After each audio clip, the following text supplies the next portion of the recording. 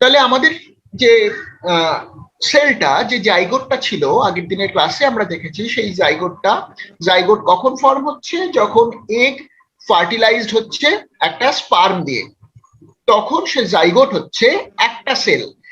এইবার সেই জাইগোটটা কি করছে? সেই জাইগোটটা সেল ডিভিশন করছে। কি প্রসেসে সেল ডিভিশন হচ্ছে? ক্লিভেজ। এই ক্লিভেজের কতগুলো টাইপ আছে, তো সেই টাইপগুলো আমি আর আলোচনা করব না, হয়ে গেছে আলোচনা। মোদ্দা কথা, ক্লিভেজ মানে হচ্ছে আমার বারবার সেল ডিভিশন। এই বারবার সেল ডিভিশনের জন্য প্রথমে হচ্ছে ব্লাস্টুলা স্টেজ। ব্লাস্টুলা স্টেজের পরে তারপর যে স্টেজটা হচ্ছে সেটা হচ্ছে গ্যাস্ট্রুলা স্টেজ। এবার এই ব্লাস্টুলা স্টেজ থেকে গ্যাস্ট্রুলা স্টেজে কখন চেঞ্জ হচ্ছে? ব্লাস্টুলা স্টেজ মানে একটা গোল বলের মতন অংশ, যার চারদিকে একটা সেল লেয়ার আছে। তারপর সেটা আবার নিজের সেলগুলো ডিভাইড করতে করতে আরো ছোট ছোট সেল হচ্ছে, এবং তার মধ্যে সেলগুলোর বেশ কিছু মুভমেন্ট বা চলন দেখা যাচ্ছে, এবং সেলের আকৃতি পরিবর্তন হচ্ছে। এর ফলে একটা নির্দিষ্ট আকার পাচ্ছে আমাদের এমব্রায়োটা। যে পদ্ধতিতে এইভাবে এমব্রায়ো একটা নির্দিষ্ট আকার পায় সেলের নিজের ডিভিশনের পর তার মুভমেন্টের মধ্যে দিয়ে, তখন সেই প্রসেসটাকে আমরা বলি জেনারেলি গ্যাস্ট্রুলেশন। তাহলে ক্লিভেজের সময় কিন্তু সেলের মুভমেন্ট আলাদা করে হচ্ছে না, সেলগুলো যে জায়গায় আছে সেই জায়গা থেকে একটা সেল থেকে আরেকটা, দুটো থেকে চারটে এরকম ভাবে ভাগ হচ্ছিল। কিন্তু যখনই তার পরের স্টেজে আসছে তখন এদের মধ্যে মুভমেন্ট শুরু হচ্ছে। এবার আমরা এখানে যে ছবিটা দেখতে পাচ্ছি, সেই ছবিটায় কি দেখছি? দেখছি যে প্রথম যেটা ছিল এ, তার বাইরের দিকে যে সেলগুলো, এগুলো প্রত্যেকটা সেল, সেই সেলগুলোর সাইজ বড় বড়। বি হয়ে সি তে যখন আসছে তখন দেখা যাচ্ছে এই সেলগুলোর সাইজ ছোট, এবং তার মধ্যে বিভিন্ন রকম ফাঁকা জায়গা তৈরি হচ্ছে, গর্ত তৈরি হচ্ছে। এখানে সেলগুলোকে আর আলাদা করে চেনা যাচ্ছে না, এত ছোট ডিভিশন হয়েছে, এবং গর্তটার বেশ কিছু পরিবর্তন হচ্ছে। বোঝা যাচ্ছে ওইটা ভেতরের দিকে বিস্তৃত হয়েছে, কখনো কোথাও টানেল হোক বা অন্য কোনো পদ্ধতিতে হোক এই বিস্তৃতিটা ঘটেছে। এই যে মুভমেন্ট সেলের, এই মুভমেন্টটাকে আমরা বলি মরফোজেনেটিক মুভমেন্ট। তবে আমরা এই যে সেলের মুভমেন্ট গুলো যে আমরা এখানে দেখলাম, এই সেলের মুভমেন্ট গুলো কতগুলো বেসিক টাইপের ঘটনার মাধ্যমে ঘটে। একটা সেল যখন ডেভেলপ করছে তখন কি হচ্ছে, একটা সেল থেকে এমব্রায়ো যখন ডেভেলপ করছে তখন যেমন অনেকগুলো সেল ডিভিশন হচ্ছে, তাহলে প্রথম যে পদ্ধতিটা সেটা হচ্ছে অনেকগুলো সেল, একটা সেল থেকে অনেক সেল তৈরি হওয়া। একটা সেল থেকে দুটো সেল, দুটো থেকে চারটে, এই যে পদ্ধতি, এই পদ্ধতিতে যে কোষ বিভাজন, এটাকে আমরা বলি প্রলিফারেশন, সেলের প্রলিফারেশন বা কোষ বিভাজন। কিন্তু কোষ বিভাজনেই শুধুমাত্র শেষ নয়, এই কোষগুলো এই যে বিভাজিত হচ্ছে, বিভাজিত হতে হতে এই কোষগুলোর মধ্যে কিছু পরিবর্তন আসছে। এই পরিবর্তনের ফলে কি হচ্ছে, সব কোষগুলো প্রথমে একটাই কোষ থেকে উৎপন্ন হলেও দেখা যাচ্ছে যে ওই গোল যে বলটা তৈরি করছে, সেই বলের ওপরের দিকের কোষগুলো, নিচের দিকের কোষগুলো, ভেতরের দিকের কোষগুলো বা অন্য পাশের কোষগুলো, প্রত্যেকটা কোষের মধ্যে কিছু গুণগত পার্থক্য এসে যাচ্ছে। তাহলে একটা কোষের থেকে আরেকটা কোষে কিছু ডিফারেন্স আসছে, বা একটা গ্রুপ অফ সেল, কিছু কোষ এক জায়গায় সামনের দিকে যেরকম আছে, পেছনের দিকে তার উল্টো দিকে যে কোষগুলো রয়েছে ওই বলটার, সেই বলটার কোষগুলোর মধ্যে কিছু পরিবর্তন ঘটছে। এখন অনেকে ইউরোকাপ চলছে, ইউরোকাপের খেলা দেখি। এবার একটা ফুটবল নিয়ে খেলা হচ্ছে, সেই ফুটবলটার মধ্যে অনেকগুলো খাঁজ কাটা থাকে ওপরের সারফেসে। যদি সেগুলোকে আমি আলাদা আলাদা সেল ধরে নিই, তাহলে দেখা যায় তার গায়ে বিভিন্ন রকম রং করা থাকছে। বলটা তো আর সাদা কালো আগের মতন নেই। আগে যে ফুটবল খেলা হতো সেটা শুধুই সাদা আর শুধুই কালো ছিল, কিন্তু এখন কি হচ্ছে, এখন তার মধ্যে বিভিন্ন রকম ডিজাইন আছে। আমি ধরে নিই যেখানে যেখানে আলাদা আলাদা রং আছে, সেই আলাদা আলাদা রঙের মানে হচ্ছে সেই সেই কোষগুলো আলাদা আলাদা রকম। ঠিক সেরকম ভাবে আমাদের যে গোল বলটা তৈরি হচ্ছে ব্লাস্টুলা, এই ব্লাস্টুলার মধ্যে কোষগুলো তাদের প্রকার বা গুণগত ভাবে তারা আলাদা আলাদা রকম হয়ে যাচ্ছে, হয়ে গিয়ে তারা এক একজন এক এক জায়গায় অবস্থান করছে। এবার এই যে এক একজন এক এক জায়গায় অবস্থান করছে, অবস্থান এইটাকে হচ্ছে যে যে আলাদা আলাদা রকম হয়ে যাওয়া, এই পদ্ধতিটা হচ্ছে সেলুলার স্পেশালাইজেশন। মানে সেল নিজের গুণটাকে একটা সেলের থেকে আরেকটা সেলে তফাৎ তৈরি হচ্ছে। তারপর হচ্ছে একটা সেল তার পাশের সেলের সাথে ইন্টারঅ্যাক্ট করছে, তাহলে দুটো একই রকম সেল পাশাপাশি এখন আর নেই, এমন হতেই পারে। দেখা যাচ্ছে যে একটা লম্বা ব্যান্ড অফ সেল যাদের কিছু পার্টিকুলার কোয়ালিটি আছে, তার পাশের যে ব্যান্ড অফ সেল বা পরপর সজ্জা, সেলের সজ্জা, তাদের মধ্যে একই রকম কোয়ালিটি নেই, দুটো আলাদা রকমের। কিন্তু এই দু রকমের কোষ একজন আরেকজনের সাথে ইন্টারঅ্যাক্ট করছে, তারা একজন আরেকজনের সাথে তথ্যের আদান প্রদান করছে, কোষে কোষে তথ্যের আদান প্রদান করে একজন আরেকজনকে পরিবর্তন করছে। ঠিক যেমন একজন ভালো বন্ধু একজন আরেকজন বন্ধুর পরিবর্তন আনে, বা একজন খারাপ বন্ধু আরেকজন বন্ধুর পরিবর্তন আনে, প্রভাবিত করে, ঠিক সেরকম ভাবে কোষগুলো পাশাপাশি থেকে তাদের একজন আরেকজনকে প্রভাবিত করছে। এই যে প্রভাবিত করা সেলের মধ্যে ইন্টারাকশন, এইটাকে এই হচ্ছে এটাকে আমরা বলি সেলের সেল টু সেল ইন্টারাকশন। আর তারপর কি হচ্ছে, আর তারপর যেটা হচ্ছে সবচেয়ে ইম্পর্টেন্ট আমাদের এই প্রথম পর্যায়ের জন্য, সেটা হচ্ছে তাদের মধ্যে মুভমেন্ট হচ্ছে। একটা সেল তার নির্দিষ্ট যেখানে জায়গায় বসেছিল সেখানে থাকছে না, সে সেখান থেকে সরে যাচ্ছে আরেকটা জায়গায়, তাহলে এই সেলুলার মুভমেন্ট। এই যে প্রথম আমরা যে গ্যাস্ট্রুলেশন প্রসেসটা করব, এই গ্যাস্ট্রুলেশন প্রসেসের প্রথমে আমরা কি দেখব, প্রথমে আমরা এই এই বিশেষ গুণগুলোকে, গুণাবলীকে কোষের মধ্যে দেখতে পাবো। তাহলে সেল বিভাজিত হবে, সংখ্যায় বাড়বে, সেলের স্পেশালাইজেশন হবে, সেল একটা আরেকটার সাথে ইন্টারঅ্যাক্ট করে একজন আরেকজনকে প্রভাবিত করবে। আর কি হবে, সেলের মুভমেন্ট হবে এক জায়গা থেকে আরেক জায়গায়, বা পরপর পরপর সেলগুলো একটা একটা লেয়ারের উপর দিয়ে আরেকটা লেয়ারে আস্তে আস্তে এক জায়গা থেকে আরেক জায়গায় সরে যাবে, নিজের মুভমেন্ট করবে।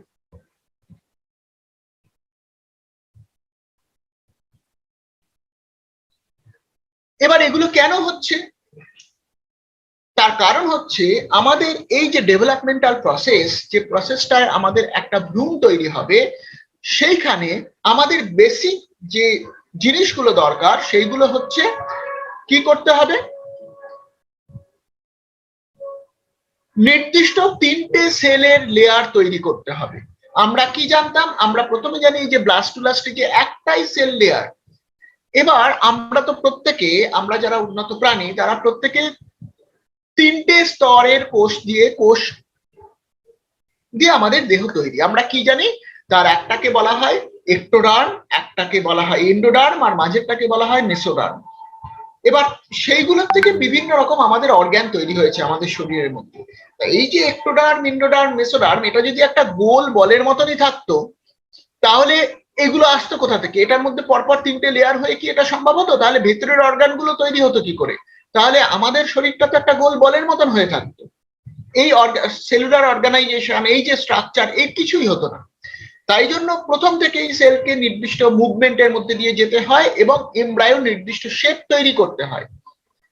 এটার জন্য এই সেলগুলো নিজের নিজের অবস্থান থেকে সরতে হয়। শুধু তাই নয়, এদের বেশ কিছু মুভমেন্ট রয়েছে, এই মুভমেন্ট গুলো করে আমাদের এমব্রায়োটা তৈরির পথে এগোতে হয়। এছাড়া আরো একটা গুরুত্বপূর্ণ ব্যাপার আছে, কোনটা হবে সামনের দিক, কোনটা হবে পেছনের দিক, কোনটা হবে পিঠের দিক, কোনটা হবে পেটের দিক। এই যে অ্যাক্সিস, শরীরের যে অ্যাক্সিস, সেই অ্যাক্সিসটা যদি ডেভেলপ না হয় তাহলে কি হবে, তাহলে আমাদের কোনো সময় আমাদের সেল বডি টোটাল অর্গানিজম যেটা, সেই অর্গানিজম বা আমাদের স্ট্রাকচারটাই তৈরি হবে না। তাহলে এই অ্যাক্সিস ফরমেশনটা ভীষণ ইম্পর্টেন্ট। এই সমস্ত কাজগুলোর জন্য সেলের মুভমেন্ট এর সাথে বাকি যে যে প্রসেসগুলো আমি বললাম সেগুলো ইম্পর্টেন্ট হয়ে দাঁড়াচ্ছে। তাহলে যেখানে এই ধরনের মুভমেন্ট হচ্ছে সেইখানে আমরা যে প্রসেসটার নাম বলছি, সেই প্রসেসটাকে আমরা বলছি গ্যাস্ট্রুলেশন। তাহলে গ্যাস্ট্রুলেশনে কি হচ্ছে, গ্যাস্ট্রুলেশন হচ্ছে ডেভেলপমেন্টের সেই ক্রুশিয়াল বা ইম্পর্টেন্ট সময় যখন একটা মাল্টিসেলুলার অ্যানিমাল, বহুকোষী প্রাণী, কি হয়, কতগুলো বিশেষ পরিবর্তন হয়। প্রথমত সেই সময় তাদের মধ্যে কি হবে, জার্ম লেয়ার তৈরি হবে, মানে এক্টোডার্ম, এন্ডোডার্ম আর মেসোডার্ম। এক্টোডার্ম, মেসোডার্ম, এন্ডোডার্ম, এই তিনটে কোষের স্তর তৈরি হবে গ্যাস্ট্রুলেশনের সময়।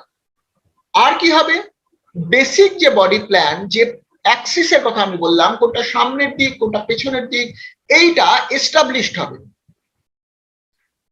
আর কি হবে, প্রাইমারি যে অর্গ্যান গুলো, তাহলে প্রাইমারি বডি অ্যাক্সিস তৈরি হলো, এবং প্রাইমারি অর্গ্যান যে যে কোষ থেকে তৈরি হবে, কোষের স্তর থেকে তৈরি হবে, সেই কোষের স্তরগুলোর গঠন হবে। এছাড়া পুরো প্রসেসটা করার জন্য কিছু সেলের মুভমেন্ট হবে। তারা কি হবে, সেলস আর ব্রট ইনটু নিউ পজিশনস, নতুন নতুন জায়গায় তারা নিজেরা আসবে।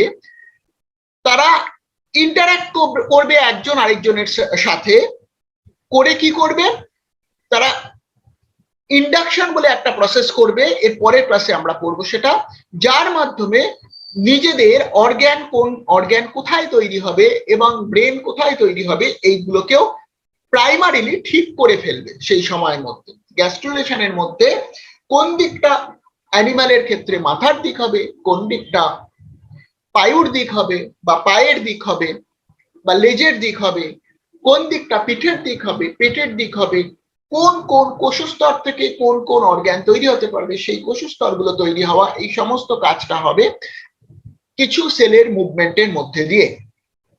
তাহলে গ্যাস্ট্রুলেশনের এইগুলো হচ্ছে প্রাইমারি কাজ। এই গ্যাস্ট্রুলেশনে সবচেয়ে ইম্পর্টেন্ট যে ঘটনাটা ঘটে সেটাকে আমরা বলি মরফোজেনেটিক মুভমেন্ট। এই মরফোজেনেটিক মুভমেন্টটাকে আমরা কি বলতে পারি, the movement of cells in the early embryo that change the shape or form of differentiating cells and tissues, যেটা আমি এতক্ষণ ধরে বললাম। তাহলে এই মুভমেন্টের মাধ্যমে, এই মুভমেন্টটা হবে আর্লি এমব্রায়োতে, একদম প্রাথমিক স্তরের ভ্রূণে। সেখানে সেলগুলো মুভ করবে তার নিজের নিজের অরিজিনাল পজিশন থেকে অন্য জায়গায়। এই মুভমেন্টের মধ্যে দিয়ে বা এই স্থান পরিবর্তনের মধ্যে দিয়ে তারা এমব্রায়োটার একটা প্রাথমিক শেপ দেবে, যে শেপ দেওয়ার উদ্দেশ্য হচ্ছে অ্যাক্সিস ফর্মেশন আর বিভিন্ন কোষের স্তর তৈরি করা, যা কাজ করবে টিস্যু, নতুন টিস্যু তৈরি করার জন্য।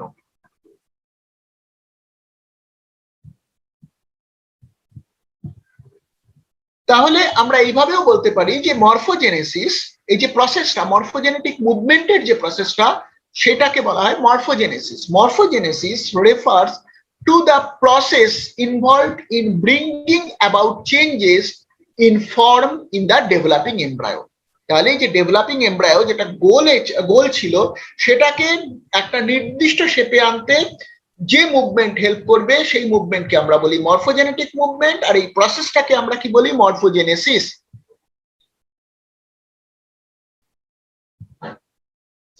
এর কতগুলো নির্দিষ্ট প্যাটার্ন আছে।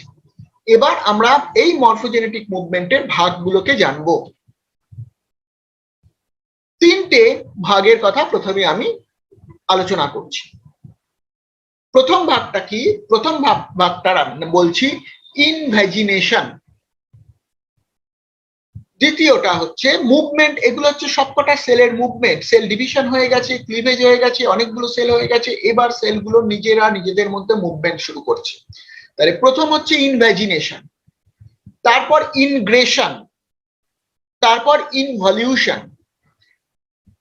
আমি এখানে শেপ ছবি দেওয়া আছে, আমি পরে ব্যাখ্যা করছি ইনভ্যাজিনেশন কি। তাহলে আমি একটা মুভমেন্ট শুনলাম ইনভ্যাজিনেশন, তারপরেরটা শুনলাম ইনগ্রেশন, তারপরেরটা শুনলাম ইনভলিউশন। নামগুলো ইম্পর্টেন্ট।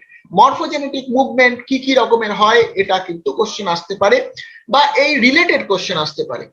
তাহলে তিনটে আমরা নাম জানলাম, ইনভ্যাজিনেশন, ইনগ্রেশন, ইনভলিউশন। আরো তিনটের নাম জানবো, এপি বলি, ইন্টারক্যালেশন, কনভার্জেন্ট এক্সটেনশন।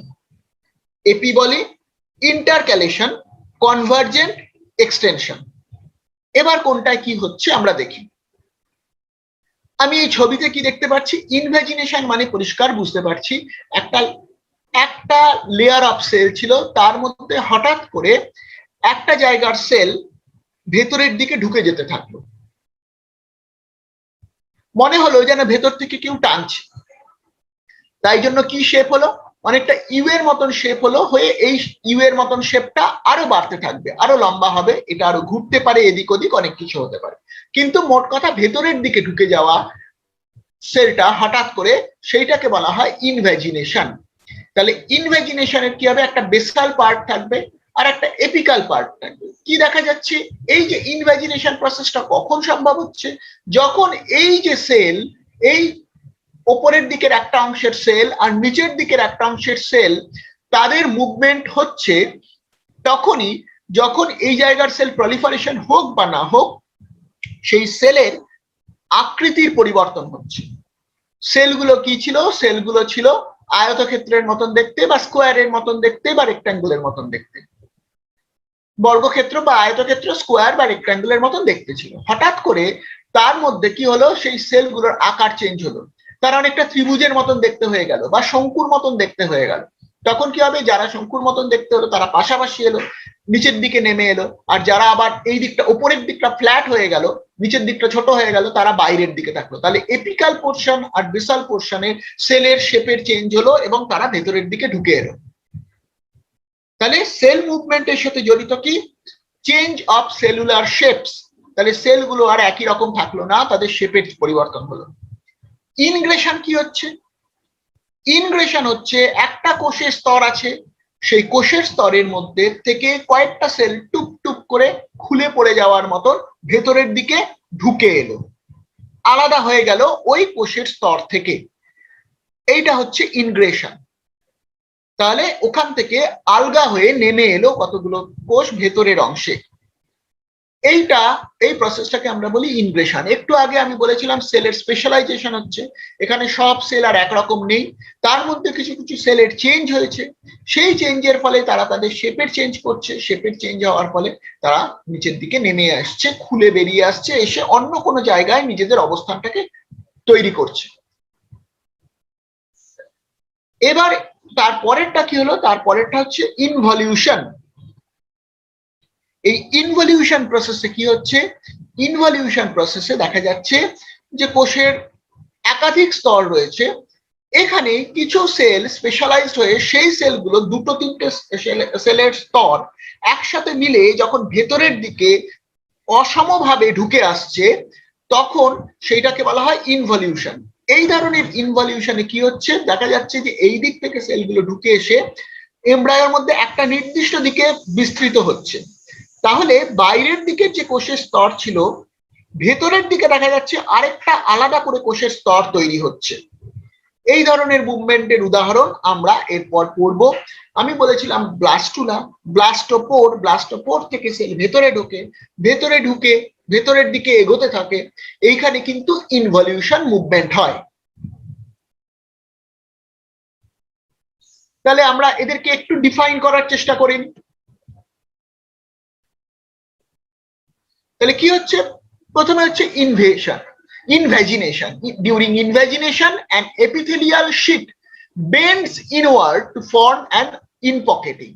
তাহলে একটা সেলের স্তর, সে এপিথেলিয়াল সেলই নরমালি হয়, এক্ষেত্রে তারা ভেতরের দিকে একটা ইনপকেট তৈরি করে। ইনগ্রেশন প্রসেসে কি হচ্ছে, যখন ওই যে কোষের গুলো আলাদা হয়ে আসছে, cells leave an epithelial cell sheet. তাহলে সেলগুলো এপিথেলিয়াল সেলের যে শিটটা একটা কোষের স্তর তার থেকে ছেড়ে বেরিয়ে আসছে, by transforming from well behaved epithelial cell to freely migrating mesenchymal sell.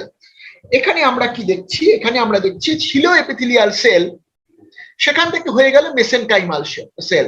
তার মানে কোষের গুণগত পরিবর্তন হলো, এক ধরনের সেল ছিল তার থেকে চেঞ্জ হয়ে অন্য ধরনের সেল হলো, হয়ে তারা নিজেরা স্বাধীনভাবে ওখান থেকে খুলে এলো, খুলে এসে ভেতরে চলে এলো। এইটা কি হচ্ছে, এইটা নির্দিষ্ট কিছু মুভমেন্টের ক্ষেত্রে এটা দেখা যাচ্ছে, এবং বেশিরভাগ ক্ষেত্রে এরা কি করছে, এরা আমাদের গ্যাস্ট্রুলেশনের সময় মেসোডার্ম তৈরি করতে বা নিউরাল ক্রেস্ট, যেখান থেকে পরবর্তীকালে নিউরোনাল টিস্যু তৈরি হবে, সেই সব জায়গায় এই ধরনের ইনগ্রেশন মুভমেন্ট দেখা যায়।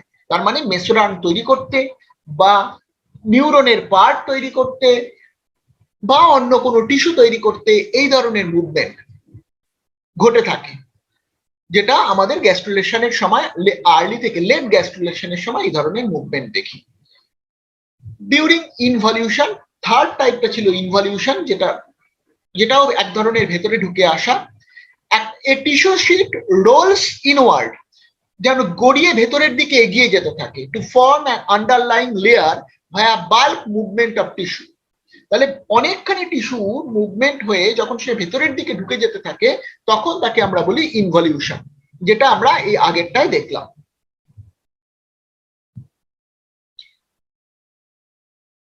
এবার পরের তিনটে মুভমেন্ট, তারা হচ্ছে এপিবলি, ইন্টারক্যালেশন আর কনভার্জেন্ট এক্সপ্যানশন। এখানে কি হচ্ছে, এপিবলি কি মুভমেন্ট? এপিবলি মুভমেন্টটা হচ্ছে সেলটা স্ট্রেচ করে যাচ্ছে, লম্বা হয়ে যাচ্ছে।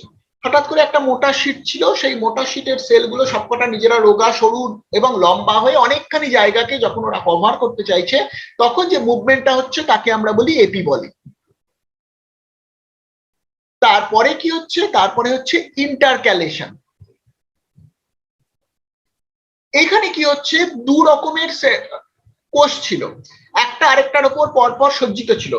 তারা কি হলো, একটা আরেকটার সাথে অল্টারনেটিভলি একটা আরেকটার মধ্যে ঢুকে গিয়ে দুটোকে মিশে একটা কোষের স্তর তৈরি হলো। এইটা হচ্ছে ইন্টারক্যালেশন।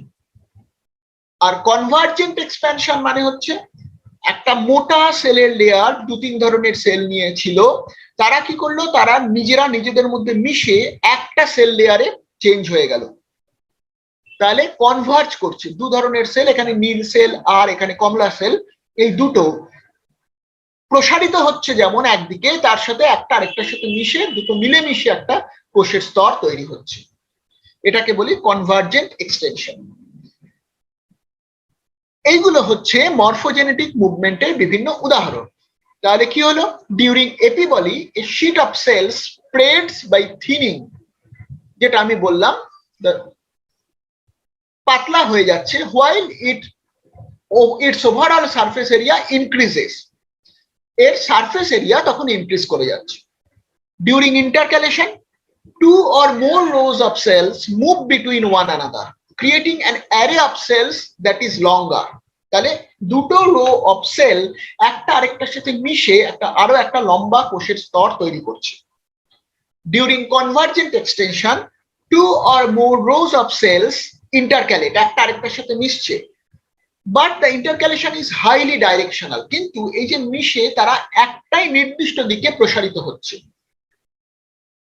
Cells converge by intercalating perpendicular to the axis of extension, একটা নির্দিষ্ট দিকে পারপেন্ডিকুলার অ্যাক্সিসে এগিয়ে যাচ্ছে, resulting in the overall extension of the tissue. তাহলে টিস্যুটাকে প্রসারিত করতে সাহায্য করছে। মানে বেসিক্যালি যেটা হচ্ছে, এই সব মুভমেন্টের ফলে বলটা ছিল গোল, একটাই মাত্র সেলের স্তর দিয়ে তৈরি ছিল। এবার এখানে আমরা সবকটার একবার একটুখানি সহজভাবে দেখে নিই। তাহলে প্রথমে কি ছিল, প্রথমে হলো এক্সপ্যানশন আর কন্ট্রাকশন। সেল হয় তার সাইজে বড় হবে, এরকম অরিজিনাল সাইজ ছিল, সে সাইজে বড় হতে পারে বা ছোট হতে পারে, এটাও এক ধরনের সেলের আকৃতির পরিবর্তন। তারপরে হচ্ছে মাইগ্রেশন, একটা জায়গা থেকে সেল আরেক জায়গায় সরে যেতে পারে কোনো রকম নির্দিষ্ট পদ্ধতি ছাড়াই। তারপর কি হচ্ছে, দুটো সেল লেয়ার একটা আরেকটার সাথে লাগতে পারে, এটাও এক ধরনের মুভমেন্ট হতে পারে। ডিল্যামিনেশন বলে আরেকটা প্রসেস হয়, ডিল্যামিনেশন প্রসেসটাই কি হচ্ছে, এই লম্বা একটা কোষের স্তর ছিল, এরা বিচ্ছিন্ন হয়ে দুটো দিকে সরিয়ে গেল। অ্যাডিশনে কি হলো, দুটো আলাদা আলাদা স্তর একটা আরেকটার সাথে জয়েন করে গেল। আর ডিল্যামিনেশনে একটা আরেকটার থেকে সরে গেল, একটাই শীট থেকে ছিঁড়ে সরে গেল। যেমন ল্যামিনেট করা থাকে, সেই ল্যামিনেট করার পর সেটাকে যেমন আমরা সরিয়ে দিই, খুলে দিই, ডিল্যামিনেট করি, এটা অনেকটা সেরকম কোষের স্তর, কোষগুলো পাশাপাশি ছিল, সেটা একটা আরেকটার থেকে ওই একই শীট দুভাগে ভাগ হয়ে ছড়িয়ে গেল। এবার আসছে ইনভ্যাজিনেশন, আমরা ব্যাখ্যা করেছি। ইনভ্যাজিনেশনের পর ইনভলিউশন। ইনভ্যাজিনেশন ছিল, দেখলাম ইনভলিউশন, বাল্ক টিস্যু মুভমেন্ট হচ্ছে, ভেতরের দিকে রোল করে ঢুকে আসছে। এপিবলি, স্প্রেড হয়ে যাচ্ছে, ছড়িয়ে যাচ্ছে। ইনগ্রেশন, একটা আরেকটার থেকে খুলে খুলে বেরিয়ে আসছে। ইন্টারক্যালেশন, একটা আরেকটার মধ্যে ঢুকে যাচ্ছে। আর কনভার্জেন্ট এক্সটেনশন, একটা নির্দিষ্ট দিকে দুটোর সাথে মিশে এগিয়ে যাচ্ছে। কেন এই মুভমেন্ট গুলো হচ্ছে? মুভমেন্ট গুলো হচ্ছে তার কারণ আমরা যদি দেখি, আমরা যদি ভাবি যে প্রথমে আমাদের একটা গোল বল ছিল, তার মাঝখানে অনেকখানি ফাঁকা জায়গা ছিল। এবার বলটা তো আর গোল থাকবে না, তার পুরোটা জুড়েই আমাদের কি শরীরের বাইরেটা গোল আর ভেতরটা পুরো ফাঁকা এরকম নয় তো, আমাদের ভর্তি আমাদের অর্গান শরীরের মধ্যে। তাহলে আমাদের যখন শুরু হয়েছিল তখন ওরকম একটা গোল বল ছিল, কিন্তু তারপর তার বিভিন্ন খাঁজের মধ্যে দিয়ে ভেতরে টিস্যু ঢুকতে থাকে। শুধু টিস্যুগুলো ঢুকতে থাকে না, এই মুভমেন্টের সাথে সাথে সেই টিস্যুগুলোর মধ্যে কি হতে থাকে, সেই টিস্যুগুলোর মধ্যে বিভিন্ন কোষের স্তর তৈরি হয়, একটা আরেকটার সাথে ইন্টারঅ্যাক্ট করে, তার মধ্যে মিশে যায় একটা সেলের সাথে আরেকটা সেল, এই করতে করতে একটা জটিল টোটাল স্ট্রাকচার তৈরি করতে থাকে, যেটা থেকে ফর্ম করে আমাদের এমব্রায়ো। এবার এইখানে মরফোজেনেটিক মুভমেন্টে আমরা তাহলে কি শিখলাম? আমরা শিখলাম যে কি কি টাইপের মুভমেন্টের মধ্যে দিয়ে আমাদের এরকম একটা একটা সেল লেয়ারের গোল বল থেকে টোটাল একটা সলিড সেমি সলিড স্ট্রাকচার তৈরি হচ্ছে, যার মধ্যে দুটো তিনটে ফাঁকা জায়গা আছে আর বাকিটা বিভিন্ন রকম সেল গিয়ে তার বিভিন্ন কোষের স্তর তৈরি করছে। তাহলে এই যে বিভিন্ন রকম কোষের স্তর তৈরি করলো এবং ভেতরে ঢুকে তারা যে বিভিন্ন অবস্থানে অবস্থিত হলো, তার পদ্ধতিটা কিভাবে হচ্ছে? মরফোজেনেটিক মুভমেন্টের মধ্যে দিয়ে। এবং কি কি মুভমেন্ট সেগুলো আমরা এখানে দেখলাম। এবার হয়ে আলটিমেটলি হলোটা কি? ঠিক এইভাবে এমব্রায়োর মধ্যে কি হচ্ছে, তাহলে ইনভ্যাজিনেশনের জন্য এইভাবে ঢুকে আসছে পকেট, ইনভলিউশন এইভাবে ঘুরে ঢুকে যাচ্ছে ভেতরের দিকে, কোষের স্তর রোল করে করে ঢুকে যাচ্ছে। ইনগ্রেশন খুলে খুলে বেরিয়ে ভেতরে কোষের স্তর থাকছে।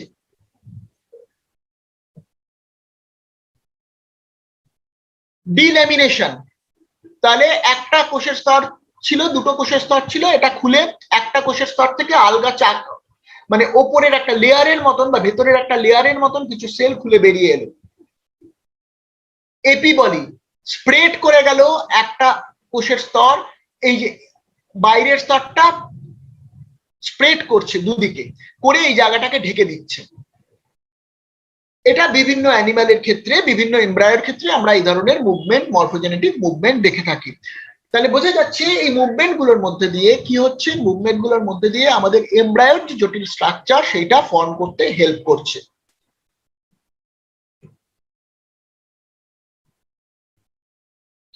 তাহলে কিভাবে এটা কাজ করছে? আমরা যদি একটা এমব্রায়োর দিকে তাকাই তাহলে দেখতে পারবো ভেতরে একটা ছিল ব্লাস্টোসিল, বাইরে একটোডার্মের লেয়ার ছিল, এইখানে কোষগুলো বিভাজিত হয়ে এন্ডোডার্ম তৈরি করেছে আর মাঝখানে কিছু জায়গায় মেসোডার্ম। এবার এইখান থেকে সেল ভেতরে ঢুকতে শুরু করেছে, ভেতরে ঢুকে ভেতরে কোষের স্তর তৈরি করছে। ইনভ্যাজিনেশন বা বিভিন্ন রকম এক্সটেনশন মুভমেন্টের মধ্যে দিয়ে এরা ভেতরে কোষের স্তর তৈরি করে ভেতরটাকে ভরাট করতে থাকছে, এবং তার মধ্যে আবার কিছু সেল এখান থেকে ভাগ হয়ে গিয়ে তারা এন্ডোডার্ম তৈরি করছে। বাইরে মেসোডার্ম, একটোডার্ম আছে, ভেতরে তাহলে তিনটে কোষের স্তর একটা একটা করে তৈরি হচ্ছে। এই যে প্রসেসটা হচ্ছে মরফোজেনেটিক মুভমেন্টের মধ্যে দিয়ে, তাহলে আমাদের গ্যাস্ট্রুলেশন প্রসেসটা এগোচ্ছে। তাহলে হোয়াট ইজ গ্যাস্ট্রুলেশন? গ্যাস্ট্রুলেশন আমি আগেও বলেছিলাম কি কি হয় গ্যাস্ট্রুলেশনে বলে, মরফোজেনেটিক মুভমেন্ট দিয়ে কিভাবে তার মুভমেন্ট গুলো হয়ে গ্যাস্ট্রুলেশন প্রসেসটা হচ্ছে সেটা বলেছি। এইবার আমরা কি দেখছি? এইবার আমরা দেখছি তো গ্যাস্ট্রুলেশনটা কি। তো what is gastrulation? Gastrulation is a phase early in embryonic development of most animals,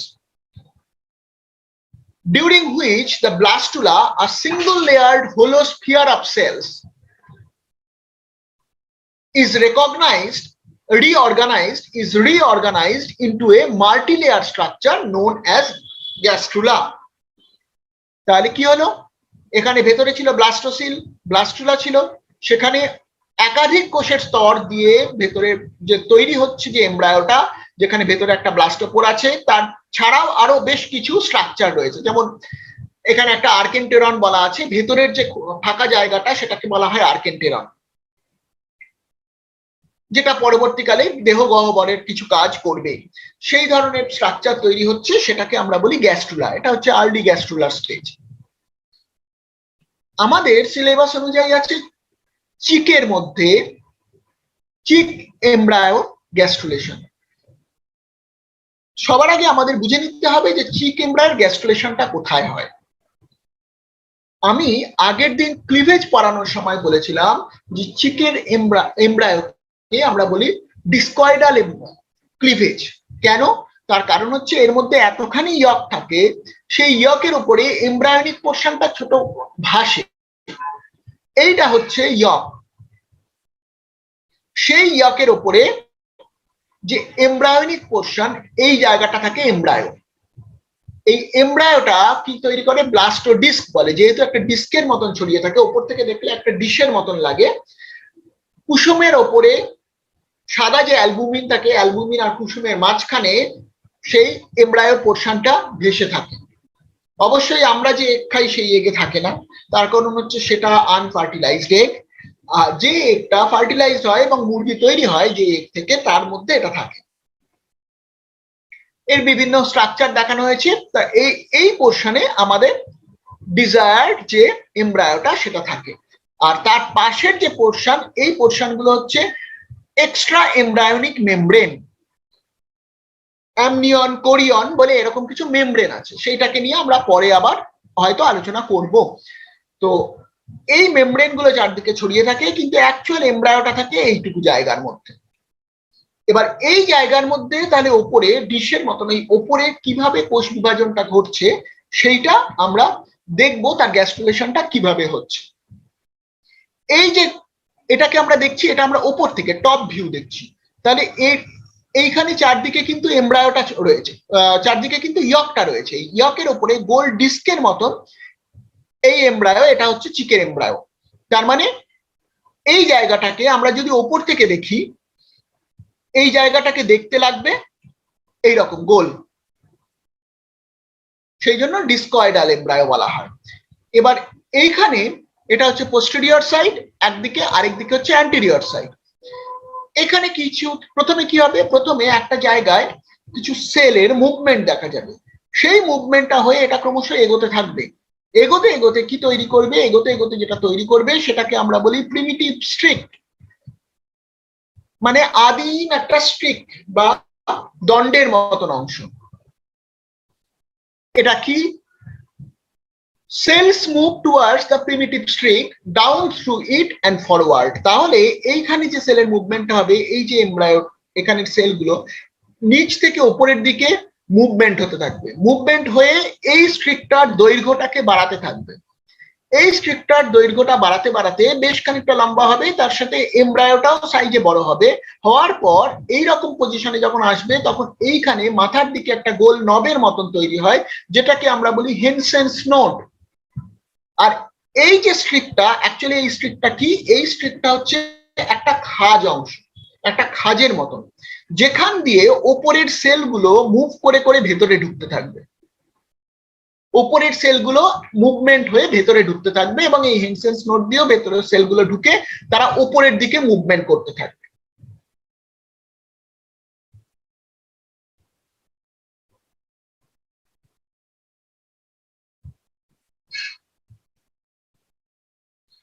এখানে কি দেখা যাচ্ছে? এখানে দেখা যাচ্ছে এই ওপরের যে শীট, এই শীট থেকে সেলগুলো ভেতরে ঢুকছে।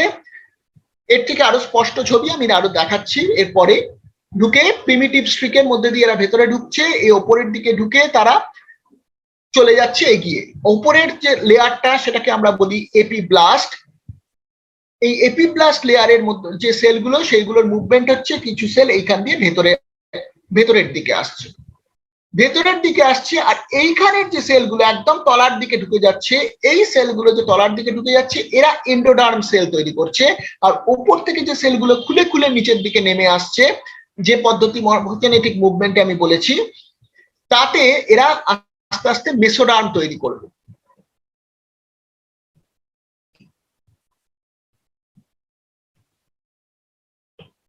কি হচ্ছে? আমি এই যে এতক্ষণ যে ছবিটা দেখলাম, সেই ছবিটায় আমি যদি আরেকটু ভাবে দেখার চেষ্টা করি, তাহলে কি দেখবো? এইটা যদি এমব্রায়ো হয়, এখানে হচ্ছে হেনসেন্স নোড, প্রিমিটিভ স্ট্রিক। এইখানে ওপরের থেকে সেলগুলো এইখান দিয়ে ভেতরের দিকে ঢুকে আসছে, ভেতরের দিকে ঢুকে নিচের দিকে চলে যাচ্ছে। এই যে নিচের দিকে চলে গিয়ে যে সেল লেয়ারটা তৈরি করছে, নিচের দিকে চলে সেল লেয়ার ফরমেশনটাকে বলা হচ্ছে এন্ডোডার্ম। এই সেলটা ভেতরের দিকে যে হয়ে যাচ্ছে, প্রথমে সেটা দুটো স্তর তৈরি করছে। প্রাথমিকভাবে ভেতরে একদম নিচে যে লেয়ারটা তৈরি করবে সেই লেয়ারটা ফর্ম করবে এন্ডোডার্ম। এবার এই এন্ডোডার্ম আর একটোডার্ম এই দুটো একটা আরেকটার সংস্পর্শে এসে এদের মাঝখানে যে সেলগুলো ঢুকবে ইনগ্রেশন এবং অন্য পদ্ধতিতে, তারা দুজনের সংস্পর্শে এসে দুজনের উপরের দিকে একটোডার্মের সেল আর নিচের দিকে মেসোডার্মের সেল, দুজন এই ভেতরে ঢুকে আসা সেলগুলোর সাথে ইন্টারঅ্যাক্ট করে মাঝে কি তৈরি করবে, মাঝে মেসোডার্মাল সেল তৈরি করবে। তাহলে এইভাবে একটোডার্ম, এন্ডোডার্ম আর মেসোডার্ম তৈরি হচ্ছে। আরো স্পষ্টভাবে আরেকটু যদি আমরা দেখি, আমরা তাহলে দেখতে পাবো কি, আমরা তাহলে প্রথমে দেখব এইটা হচ্ছে ক্লিভেজ হচ্ছে। কি বলেছিলাম, আমরা একটাকে দেখবো একটা ডিস্কের মতন, সরি এমব্রায়োটাকে দেখবো একটা ডিস্কের মতন ইয়কের ওপর ভাসছে। সেই ডিস্কটায় প্রথমে কি হবে, প্রথমে ক্লিভেজ হবে, কোষ বিভাজন হবে। এবং আমি কি বলেছিলাম, যদি প্রচুর পরিমাণে ইয়ক থাকে তাহলে ওপরের দিকে যে কোষ বিভাজনটা হবে সেটা অসম হবে, সেটা পুরো একটাকে ডিভাইড করতে পারবে না, স্বাভাবিক। নিচে তো ইয়ক আছে, সেই ইয়কটাকে তো আর সেল ডিভিশনের মধ্যে আনা যাবে না। তাহলে ওপরের যে সেল লেয়ারটা আছে সেটা কিভাবে এই ক্লিভেজ পারে তৈরি করে একটা একটা করে এইভাবে কোষ বিভাজন হতে থাকবে। কোষ বিভাজন হওয়ার পর এই ইয়কের সাথে এদের মাঝখানে কি তৈরি হবে, একটা সরু হালকা গ্যাপ তৈরি হবে, এটাকে আমরা বলি সাব জার্মিনাল স্পেস, আর উপরে কোষের স্তর। এবার যখন বিভাজন আরো বাড়তে থাকবে তখন কি হবে, তখন উপরে একটা সেল লেয়ার, একাধিক লেয়ার মিলে একটা সেল লেয়ার, পাশে ঘন অংশ, তার তলায় আরেকটা হালকা সেল লেয়ার তৈরি হতে থাকবে। এইটা কি হবে, এইটা হবে নিচের পোর্শনটাকে বলা হয় হাইপোব্লাস্ট। এই জায়গাটা হচ্ছে হাইপোব্লাস্ট। এখনো কিন্তু আমাদের প্রিমিটিভ স্ট্রিক তৈরি হয়নি। তাহলে ওপরের এই সেল লেয়ারটাই ভেঙে নিচের পোর্শনটা হচ্ছে হাইপোব্লাস্ট, আর উপরে একটা সেল লেয়ার তৈরি হয়েছে। এবার যখন প্রিমিটিভ স্ট্রিকটা তৈরি হবে, এই প্রিমিটিভ স্ট্রিক তৈরি হয়ে তখন ইনভ্যাজিনেশন শুরু হবে। এর কিছু কোষ এবার কি করবে, এর কিছু কোষ ভেতরে ঢুকতে থাকবে, ঢুকে এরা আলগাভাবে ভেতরে ছড়িয়ে যেতে থাকবে। এবার দেখা যাবে যে এই যে নিচে যারা হাইপোব্লাস্টটা এরা একটা আরেকটার সাথে যুক্ত হয়ে গেছে, ভেতরে একটা কোষের স্তর তৈরি হয়েছে, ওপরে একটা স্তর তৈরি হয়েছে। এই এপিব্লাস্টটা অ্যাকচুয়ালি আমাদের একটোডার্মের কাজ করবে, ট্রান্সফর্মড হবে কিছুদিনের মধ্যে যে একটোডার্ম। তাহলে ওই এপিব্লাস্ট সেল লেয়ারটা যেটা আনডিফারেন্সিয়েটেড ছিল, মানে যেটা ওপরের আর নিচের স্তরের মধ্যে আমরা প্রাইমারিলি কোষের দিক থেকে কোনো রকম চেঞ্জ দেখতে পাইনি, তারা যখন দু জায়গায় অবস্থান করে পূর্ণ লেয়ার তৈরি করবে, তারপরে তাদের মধ্যে গুণগত পরিবর্তন হবে। ওপরের স্তরগুলোর থেকে একটোডার্ম, আর ভেতরে নিচের স্তরগুলো তখন এন্ডোডার্মের কাজ করতে থাকবে। আর মাঝখানে যারা খুলে আসবে, এই দুটোর মাঝামাঝি জায়গায় আসবে, দুজনের সংস্পর্শে এসে কি হবে, দুজনের সংস্পর্শে এসে এরা কি তৈরি করবে, মেসেনকাইমাল সেলস, যেখান থেকে মেসেনকাইমাল সেলসের বেশ কিছু সেল তখন মেসোডার্মাল সেলে কনভার্টেড হয়ে যাবে। তাহলে এইভাবে সেলগুলো নিজেদের অবস্থান অনুযায়ী তাদের চরিত্র পরিবর্তন করতে থাকবে এবং তিনটে কোষের স্তর তৈরি হবে তাদের মুভমেন্টের মধ্যে দিয়ে, এবং তাদের মুভমেন্ট করে নতুন পজিশনে এসে তারা নিজেরা নতুন ভাবে কোষের স্তর তৈরি করবে। এক্ষেত্রে আমরা কি দেখছি, এক্ষেত্রে আমরা দেখছি যে এই যে আমরা এতক্ষণ বললাম যে চিকের এমব্রায়ো, সেই এমব্রায়োর যে গ্যাস্ট্রুলেশন প্রসেস, সেই প্রসেসটা কিরকম দেখতে লাগে আমরা যদি মাইক্রোস্কোপে দেখি বা এমনি দেখতে চাই, তাহলে কি হবে, এর বিভিন্ন জায়গায় কোথাও হেড প্রসেস, এই জায়গাটা যেমন হেনসেন্স নোট তৈরি হয়েছে, প্রিমিটিভ স্ট্রিক হয়ে আলটিমেটলি এইখানে ভেতরে যখন কোষগুলো ঢুকতে থাকবে, ঢুকতে ঢুকতে এটা চেঞ্জ হয়ে একটা এমব্রায়োর স্ট্রাকচার তৈরি হতে থাকবে। এবং এইভাবে আমরা প্রথমে এই যে স্ট্রাকচারটা দেখছি, এই স্ট্রাকচারটা কিন্তু আমরা 24 আওয়ার্স এগ এমব্রায়োকে দেখতে পাই।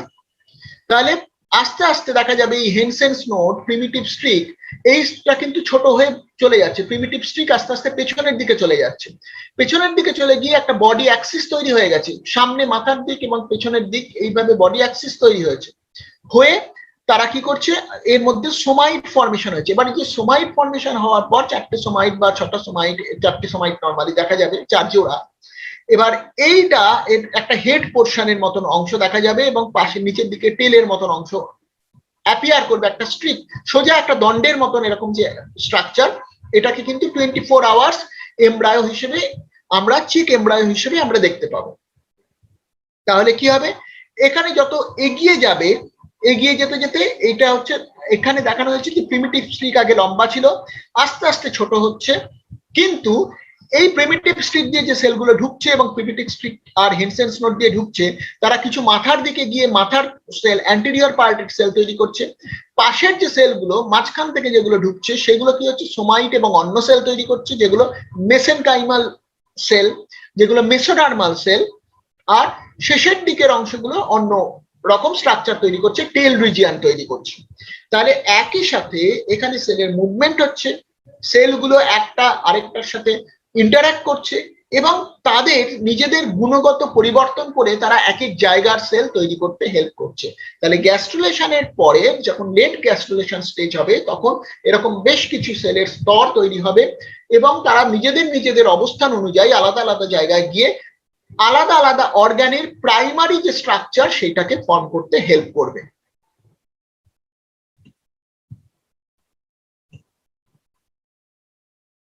এইখানে এই ঘটনাটাকে আরো পরিষ্কারভাবে দেখা যায় আধুনিকভাবে, যেসব গবেষণার মধ্যে ফ্লুরোসেন্স মাইক্রোস্কোপি ইউজ করে এখানে দেখা হয়েছে কোনো পার্টিকুলার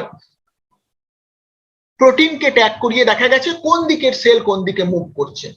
এই যে এইখানে পরিষ্কার দেখা যাচ্ছে যে এখান দিয়ে হেনসেন্স নোড দিয়ে যে সেলগুলো ঢুকছে, সেই সেলগুলো ঢুকে কি করছে, মাথার দিকে চলে যাচ্ছে।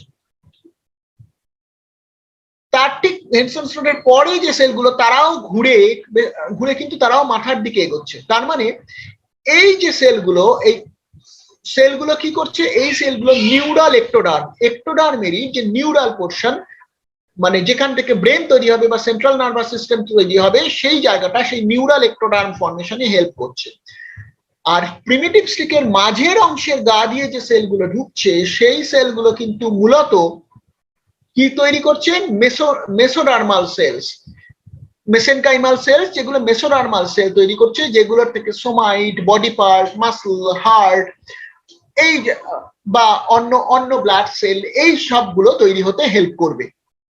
আর একদম নিচের দিকে যেটা যাচ্ছে, এই পোর্শনটা কি করছে, এই পোর্শনটা এন্ডোডার্ম তৈরি হচ্ছে।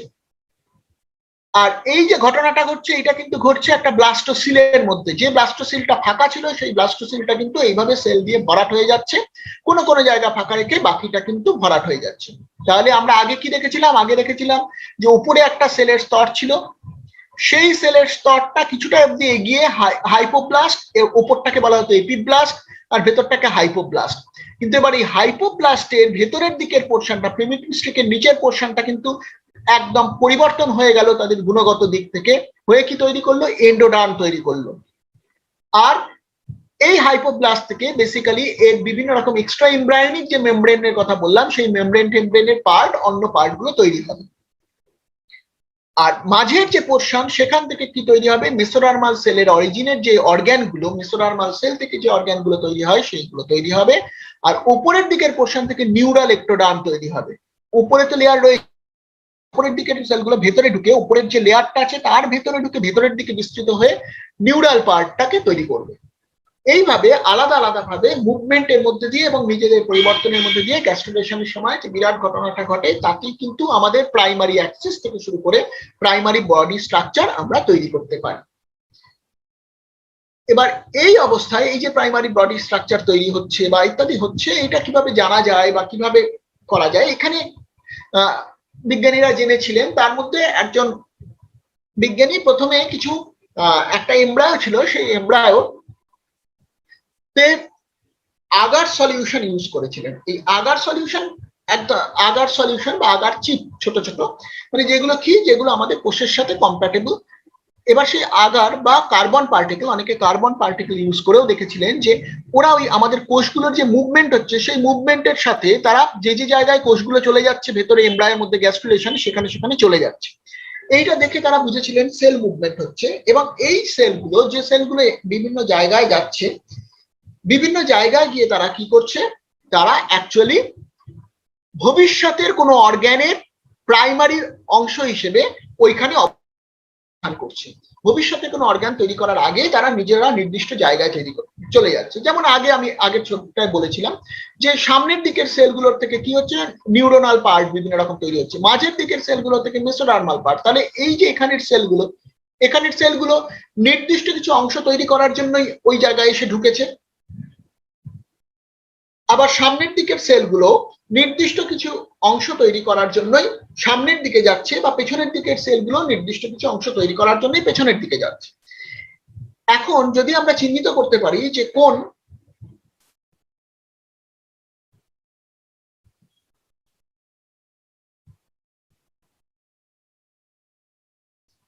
আমরা যদি নির্দিষ্ট করতে পারি যে কোন জায়গার অংশ কে কোথায় যাচ্ছে এবং গিয়ে কোন অর্গান তৈরি করছে, তাহলে আমরা কি বলতে পারবো, তাহলে আমরা বলতে পারবো যে এই জায়গার সেলগুলো আসলে আমাদের পরবর্তীকালে অমুক অর্গান তৈরি করবে।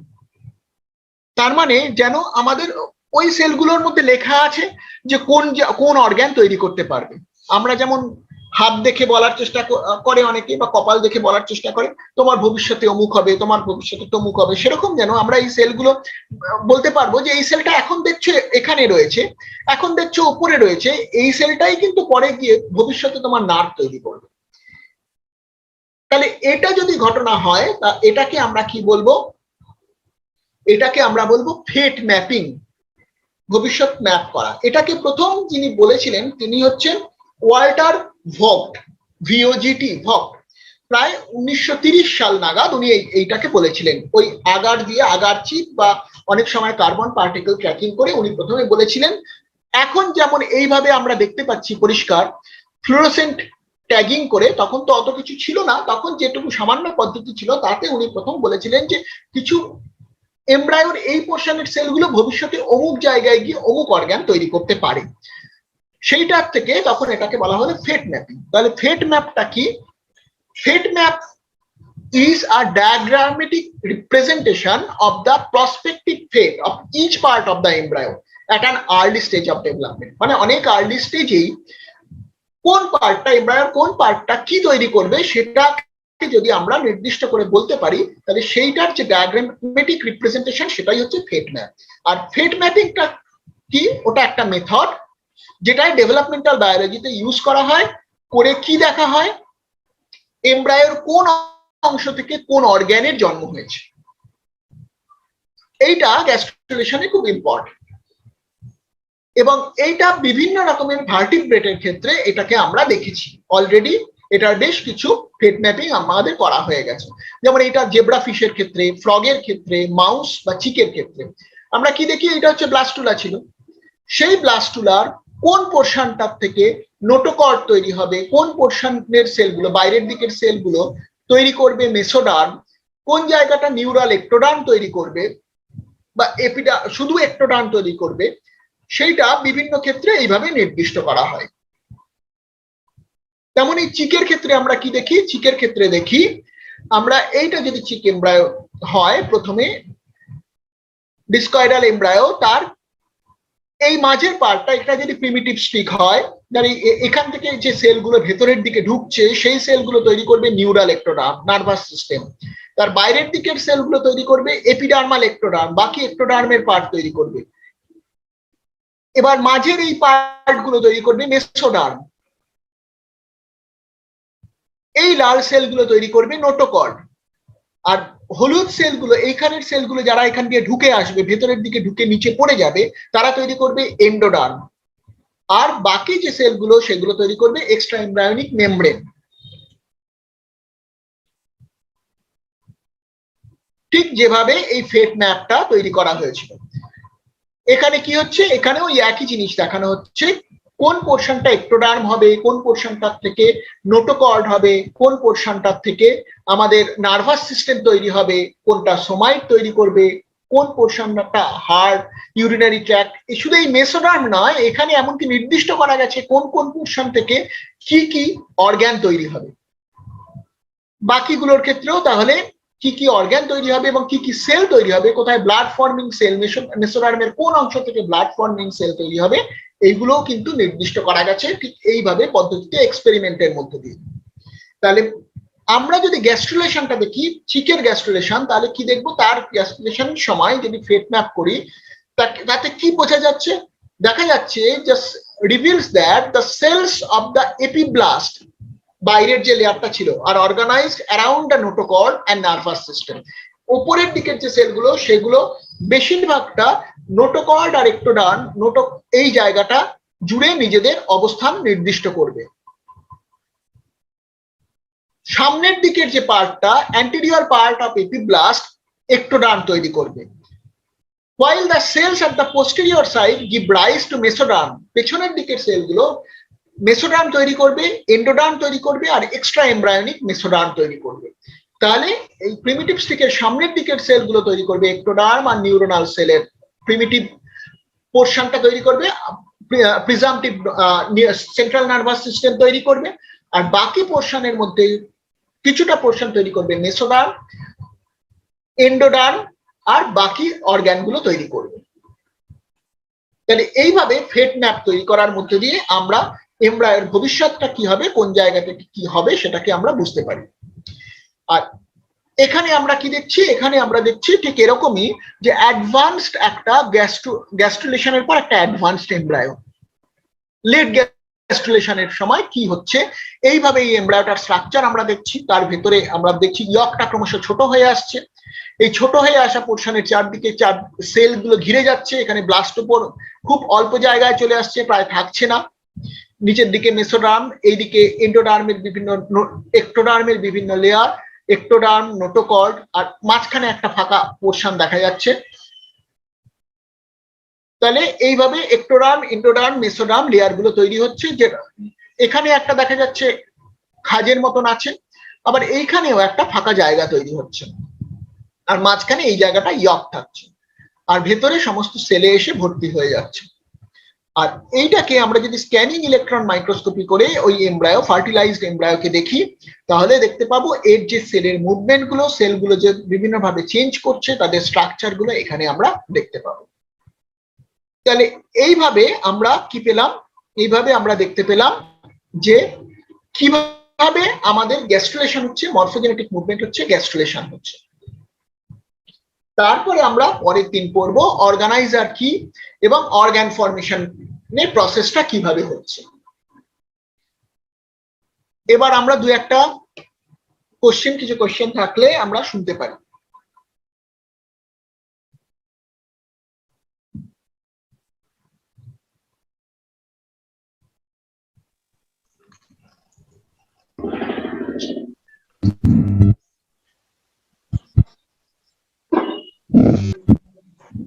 হ্যাঁ, কোনো কোশ্চেন আছে? শুনি।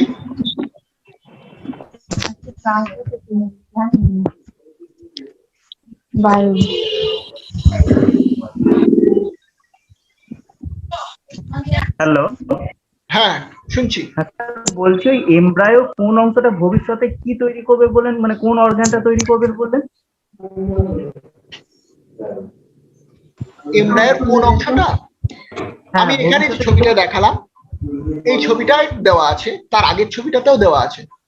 হ্যাঁ, এই ছবিটা যদি আমরা দেখি তাহলে এই ছবিটার থেকেই আমরা কিন্তু দেখতে পাচ্ছি সামনের দিকের সেলগুলো তৈরি করবে একটোডার্ম আর নার্ভাস সিস্টেমের সেল। এটা প্রিমিটিভ স্ট্রিকের মধ্যে দিয়ে যেগুলো ভেতরে ঢুকে আসবে, আমি যে মুভমেন্ট গুলো বলেছি, তাতে প্রথমে মাঝের সেলগুলো কি তৈরি করবে, মাঝের সেলগুলো কিছু এন্ডোডার্মাল কিছু সেল তৈরি করবে, এন্ডোডার্মাল অর্গান তৈরি করবে, নিচের সেলগুলো মেসোডার্মাল অর্গান তৈরি করবে, মেসোডার্ম থেকে অরিজিন সেইগুলো তৈরি করবে, যেটা আমরা এখানে আরো দেখেছি যে এখানে কালার দিয়ে দেখানো হয়েছে। হ্যালো, হ্যাঁ, এখানে কালার দিয়ে দেখানো হয়েছে। আসবো একটু স্যার। হ্যালো, এই ছবিটা দেখলেই বোঝা যাবে যে কোন পোর্শন কোনটা তৈরি করছে। Hello sir. হ্যাঁ স্যার, এখান থেকে কোন ধরনের কোশ্চেন গুলো আসবে সেরকম? আমি তো বোঝানোর জন্য বসেছি, আমি কোশ্চেন আলোচনা করার জন্য আলাদা করে বসিনি, তোমাদের মাল্টিপল চয়েস কোশ্চেন হবে, এই পার্টটা ভালো করে পড়তে হবে। আমার ক্লাসটা যদি বোঝা থাকে, আমার আশা মানে আমি আশা করি এখান থেকে যে কোশ্চেন গুলো আসবে সেগুলো একটা বুঝলে সবকটা পারা যাবে। এখানে অনেক কিছু কোশ্চেন আসতে পারে। আমার কোন পার্ট থেকে কি তৈরি হচ্ছে, মরফোজেনেটিক মুভমেন্টের বিভিন্ন টাইপ, তার এক্সাম্পল কোথায় কোথায় পাওয়া যাচ্ছে, এই বহু প্রশ্ন আসতে পারে এখানে এই পার্ট থেকে। পরীক্ষা কবে হবে? হুম। স্যার ফেট ম্যাপের বিজ্ঞানীর নামটা আরেকবার বলুন, যে বিজ্ঞানী আবিষ্কার করেছিলেন। ওনার নাম হচ্ছে ওয়াল্টার ভোগট, VOGT ভোগট, ঠিক আছে? ঠিক আছে স্যার বলছি ওই পিপিটি ফাইলটা কি আমরা পেতে পারি? এটা একটু অসুবিধা, আর এতজনে এইভাবে তো দেওয়াও সম্ভব নয়। তো আমার মনে হয় যে যখন আমি পড়াচ্ছি তখন যদি ভালো করে একটু দেখে রাখা যায়, আমি খুব সহজ ছবি দিয়ে করছি, কোনো জটিল ছবি দিইনি। প্রসেসটা দেখলে আর তার সাথে আমি যদি আমাদের স্টাডি মেটেরিয়ালটাকে দেখি, তাহলে আমার মনে হয় যে ব্যাপারটা পরিষ্কার হবে। স্টাডি মেটেরিয়াল দেওয়া আছে, কিন্তু অনেক সময় বোঝানোতে অসুবিধা হয়, বুঝতে অসুবিধা হয়, সেই জন্যই আমি স্যার স্ক্রিনশট করে নিলেই তো হয়ে যাবে। হ্যাঁ স্ক্রিনশট করে নিলেই তো হয়ে যাবে স্যার। হ্যাঁ, সেটা কেউ যদি নেয় সেটা আলাদা তার ব্যাপার, সেটা নিয়ে আমি কিছু বলবো না আর কি। কিন্তু আমার পক্ষে ওটা তো ওইভাবে ডিস্ট্রিবিউট করা সম্ভব নয়। হ্যাঁ স্যার, স্ক্রিনশট করে নিলাম, না হলে বুঝতে অসুবিধাই হ্যাঁ হবে। ঠিক আছে। স্যার এপিবলিটা একবার বলুন।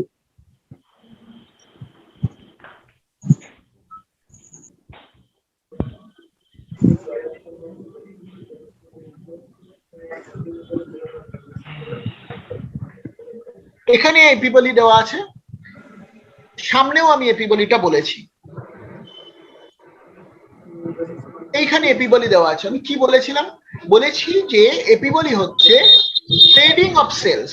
একটা সেল লেয়ার ছিল, সেখান থেকে ওটা যদি স্প্রেড করতে করতে এগোয়, তাহলে ধরে নেওয়া যাক যে আমার কাছে একটা পলিথিন শিটের মতন রয়েছে। এবার শিটটা আমরা কি করি, আমরা টেনে, যদি অনেক সময় দেখা যায় যে আমরা প্যারাফিন পেপার নিয়ে অনেকে কাজ করেছি কিনা আমি জানি না, কেউ যদি কাজ করে থাকে, সেটাকে টেনে স্ট্রেচ করা যায়। পেপারটাকে টেনে স্ট্রেচ করে অনেক বেশি জায়গা আটকানো যায়। ব্যাপারটা এরকম যে আমার সেলগুলো একটা ছোট জায়গায় রয়েছে, একটাই লেয়ারে রয়েছে, এবার সেই সেলগুলোকে স্ট্রেচ করলাম, তাহলে তারা লম্বা হয়ে অনেকখানি জায়গাকে যদি ঢেকে ফেলে, বেশ খানিকটা এর থেকে বেশি জায়গা ঢেকে ফেলে, এই ধরনের যদি মুভমেন্ট হয় সেল নিজে করে, তাহলে সেটা কেপি বলে। বাকি মুভমেন্ট গুলো এখানে দেওয়া আছে। হ্যালো স্যার, আমাদের পরীক্ষা কবে হবে স্যার? কন্ট্রোলার সেকশন, এই কোশ্চেন। স্যার ইনভলিউশন পার্টটা একটু বলুন তো, ইনভলিউশন। হ্যালো হ্যাঁ স্যার, ইনভলিউশন পার্টটা একটু বলবেন। ইনভলিউশন পার্টটা আমি এখানে ছবিটা দেখা যাচ্ছে তো? হ্যাঁ হ্যাঁ স্যার, ছবিটা হ্যাঁ, দেখা যাচ্ছে। এবার ইনভলিউশন পার্টটা কোথায় আমি পরে যখন বললাম, এই প্রত্যেকটা মুভমেন্টই কিন্তু আমি পরের স্লাইড গুলোতে বলেছি। স্যার এই যে ইনভলিউশন কি হচ্ছে, আমার ব্লাস্টোপোরের মধ্যে দিয়ে যে সেলগুলো ভেতরের দিকে ঢুকে যাচ্ছে, ঢুকে গিয়ে রোল করে ভেতরে ঢুকে যাচ্ছে গা দিয়ে, সেটাকে ইনভলিউশন বলা হচ্ছে। ঠিক আছে, ধরা যাক যে আমার কিছু একটা সেল লেয়ার রয়েছে, সেটা একটা ছিদ্রের ভেতর দিয়ে ঢুকে গড়িয়ে একটা ভেতরের সেলগুলোর উপর দিয়ে ভেতরে ঢুকে যাচ্ছে, তবে সেটা ইনভলিউশন। হ্যাঁ কি স্যার? ইনগ্রেশনের সময় যে সেলগুলো বেরোচ্ছে, ওই সেলগুলো কি করছে বেরিয়ে, এটা একটু যদি বলেন, মানে বলেছি আমি, ভালো করে খেয়াল করো। হ্যাঁ, ইনগ্রেশনের সময় বেরিয়ে তারা কি করছে, ইনগ্রেশনের সময় আমি প্রথমেই যখন বলেছি তখনই বলেছি এগুলো কি করবে। মেইনলি মেসোডার্ম বা নোটোকর্ড এই সেলগুলো তৈরি করছে। ওকে ওকে ওকে, আচ্ছা। স্যার কোন কোন প্রাণীর গ্যাস্ট্রুলেশন বেশি ইম্পর্টেন্ট? সিলেবাসে কি আছে আমি কোশ্চেন করছি, তার উত্তর দাও। আগে সিলেবাসটা দেখো।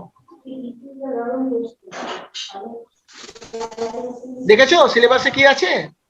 হ্যাঁ স্যার। কটা প্রাণী আছে? বাকিরা কে উত্তর দাও। চিকের পার্টটা তার মোস্ট ইম্পর্টেন্ট। হ্যাঁ, চিকেরটাই মোস্ট ইম্পর্টেন্ট। চিক বলাই চিকেরটাই তো মোস্ট তাহলে, ইম্পর্টেন্ট। আর অন্যগুলো তো আমরা আলোচনাই করছি না। আমি মরফোজেনেটিক মুভমেন্টে সবকিছু দেখানো হয়েছে, সব মুভমেন্ট গুলো চিকের ক্ষেত্রে নাও হতে পারে, কিন্তু মরফোজেনেটিক মুভমেন্ট আছে, তাই সমস্ত মরফোজেনেটিক মুভমেন্ট দেখানো হয়েছে। বাকিটা আলোচনা করা হয়েছে চিককে নিয়ে। আচ্ছা আচ্ছা, ঠিক আছে। আচ্ছা স্যার, অ্যালবুমেনটা কি? অ্যালবুমেন আপনি একটা পার্ট বললেন, অ্যালবুমেনটা কি অ্যালবুমেন জিনিস? অ্যালবুমিন ডিমের সাদা অংশটা। অ্যালবুমিন আমি এখানে কিছু বলিনি। অ্যালবুমিনটা তুমি উত্তর খুঁজে নাও। আমি এই স্যার প্রশ্ন ওয়ান টাইপ অফ প্রোটিন। কেননা তোমরা গ্রাজুয়েশন করছো, তোমার অ্যালবুমিন কি এটা অবশ্যই তোমাদের জানা উচিত। তবুও যদি কোনো মনে হয় যে এই প্রশ্নটা করবো কিনা, তবুও আমাকে কোশ্চেন করবে। আমি বকলেও কোশ্চেন করবে, আমি বেশি বকবো না, কিন্তু যদি কনফিউশন থাকে অবশ্যই কোশ্চেন বলো। আর কারো কোন কোশ্চেন আছে? হ্যালো, হ্যাঁ স্যার, বলছি 1930-তে ওয়াটার ভার্ব যে ডেফিনেশনটা দিয়েছিল, ওইটা ডেফিনেশনটা একটু বলবেন, মানে কি ইয়েতে দিয়েছিল ওটা, যেটা 19 30-তে যেটা বললেন আপনি ওয়াটার ভার্ব যে ডেফিনেশনটা দিয়েছিল। ডেফিনিশন আবার কি দেবেন? উনি তো কাজটা করেছেন। হ্যাঁ হ্যাঁ, ওই যেটা করেছিল, মানে ওই যে হ্যাঁ। নামটা বলছি। ফেট ম্যাপ, ফেট ম্যাপ কি সেটাকে বোঝো, Fate mapping। ডায়াগ্রামেটিক রিপ্রেজেন্টেশন। আর তোমাদের তো বাংলায় লিখতে হবে, তোমরা এটাকে নিতে পারো, কিন্তু সেটাকে বাংলা, আমার মনে হয় যে ফেট ম্যাপ কি সেটা বলা আছে। আচ্ছা, ফেট ম্যাপ কি সেটাকে আগে বোঝো, ঠিক আছে? হ্যালো স্যার, হ্যাঁ হ্যাঁ, আর্কিনট্রন আর বিলাসপতিশীলের পার্থক্য কি? হ্যাঁ হ্যাঁ, আর গুড, ভালো কোশ্চেন। এই ওপরেরটা হচ্ছে আর্কেন্টেরন, আর এইখানে হচ্ছে ব্লাস্টোপোর। আসলে ব্লাস্টোপোর আগে বেশি থাকতো, সেই ব্লাস্টোপোরটা ছোট হতে হতে এখানে চেপে যাবে, আর নতুন করে এখানে যে গহ্বরটা তৈরি হবে সেটা হবে আর্কেন্টেরন, ঠিক আছে? তাহলে একটা গহ্বর আগে থেকে ছোট হতে থাকবে আর আরেকটা গহ্বর বড় হয়ে যাবে। এইটা হচ্ছে আর্কেন্টেরন পরে তৈরি হবে, ব্লাস্টোপোরটা ছোট হয়ে যাবে, আর্কেন্টেরন তৈরি হবে, ওইখানে ইনগ্রেশন হবে, ঠিক আছে? তাহলে আজকের মতন এখানে শেষ করছি, ক্লাসের টাইমও হয়ে গেছে। আমরা আবার পরের দিন নেক্সট পার্টটা করব। Hello sir. হ্যাঁ, আবার কি? স্যার বলছি স্যার, আপনি স্যার আমাদের এই গ্রুপে স্যার যুক্ত আছেন? কিসের সাথে? স্যার আমাদের ওই একটা হোয়াটসঅ্যাপ গ্রুপ রয়েছে স্যার, আপনি একটু যদি যুক্ত হয়ে যান স্যার ভালো হতো, ওই পিপিটি গুলো যদি দিতেন একটু ভালো হতো স্যার। দেখো, পিপিটি আমি শেয়ার করব না, অফিসিয়ালি করতে পারবো না, কিন্তু হ্যাঁ তোমরা যুক্ত করতে পারো, তাহলে সেক্ষেত্রে কোশ্চেন থাকলে আমি ওখানে দেখবো, সেটা অবশ্যই করতে পারো, কিন্তু পিপিটি আমি অফিসিয়ালি কোনো জায়গায় শেয়ার করতে পারবো না। তার কারণ হচ্ছে ওটাকে আমি এটা পড়াচ্ছি, আমি এটা বোঝানোর জন্য করাচ্ছি, স্টাডি মেটেরিয়াল আছে, এবং এই পিপিটি গুলো তোমরা যেটুকু দেখছো, যেভাবে তোমরা নিজেরা মনে রাখতে পারো বা কেউ কেউ বলেছে কিভাবে, সেটা তোমরা করো, তাতে আমার কোনো আপত্তি নেই, কিন্তু আমি অফিসিয়ালি শেয়ার করতে পারবো না। হ্যাঁ, যদি পিপিটি পাওয়ার জন্য আমাকে গ্রুপে যুক্ত করার দরকার নেই, যদি কোশ্চেন থাকে আমি উত্তর দেবো তার জন্য। আমাকে যুক্ত করতেই পারো, তো তোমরা যদি যুক্ত করে নাও, কেউ আমার সাথে কন্ট্যাক্ট করো, আমাকে যুক্ত করে নিও।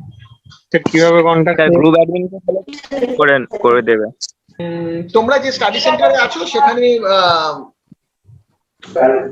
সেখানে যিনি কোঅর্ডিনেটর আছেন, একটুখানি কথা বলে নিও। তোমরা যদি কোনো জুওলজি পিজিজেডও, জুওলজি পিজি আছে যেখানে, সেরকম স্টাডি সেন্টারে থাকো, তার স্যার ম্যাডাম এই যে এই লিংকটা কি করে ইউবো কথা বলে নিয়ে আমার কন্ট্যাক্ট নাম্বার স্যারদের বলো যে আমাকে যুক্ত করতে বলা হয়েছে, তাহলে স্যারদের মাধ্যমে আমি ওই গ্রুপে অ্যাড হয়ে যাব, ঠিক আছে?